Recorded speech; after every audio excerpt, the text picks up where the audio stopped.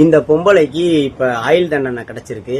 இந்த பொம்பளை செஞ்ச செயல் என்ன அப்படின்னு பாத்தீங்கன்னா, 2022ல தன் மகளை விட அதிக மதிப்பெண் எடுத்த இந்த 13 வயது சிறுவன் 8வது படிக்கிற பையனுக்கு கூல்ட்ரிங்க்ஸ்ல உன்னோட அம்மா கொடுக்க சொன்னாங்க அப்படின்னு சொல்லி மளிகை கடையில இந்த அம்மா எலி பேஸ்ட் வாங்கினதை அவர் மளிகை கடைக்காரர் சொன்னதுக்கு அப்புறம் இந்த அம்மாவுக்கு இப்போ 20,000 அபதாரமும் ஒரு ஆயுள் தண்டனை அப்படின்னு சொல்லி இவங்களுக்கு ஆயுள் தண்டனை கிடைச்சிருக்கு. அந்த அம்மாவுக்கு ஒரு மனிதநேயமே இல்லாம ஒரு தாய்மை செயலற்ற இந்த தாயை நீங்க என்ன மாதிரி நினைக்கிறீங்க அப்படின்றத கமெண்ட்ல சொல்லுங்க.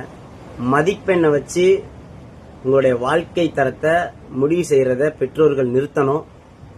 ஒரு குழந்தைய கொல்ற அளவுக்கு எப்படி மனசு வந்துச்சுன்னு தெரியல. ரொம்ப மனவேதனையான ஒரு விஷயம். 3 வருஷம் கழிச்சு அந்த பையனுக்கு நீதி கிடைச்சிருக்குன்னு அவங்க அப்பா பேட்டி கொடுத்திருக்காரு. அந்த வக்கீலுக்கு ஒரு வாழ்த்துக்களை சொல்லிக்கிறோம். பெற்றோர்கள் கவனமா இருங்க. உங்க பிள்ளைக்கு மதிப்பெண் முக்கியமே கிடையாது. அதை தாண்டி வாழ்க்கையில் எத்தனையோ வழிகளை கத்துக் கொடுக்க மறக்காதீங்க.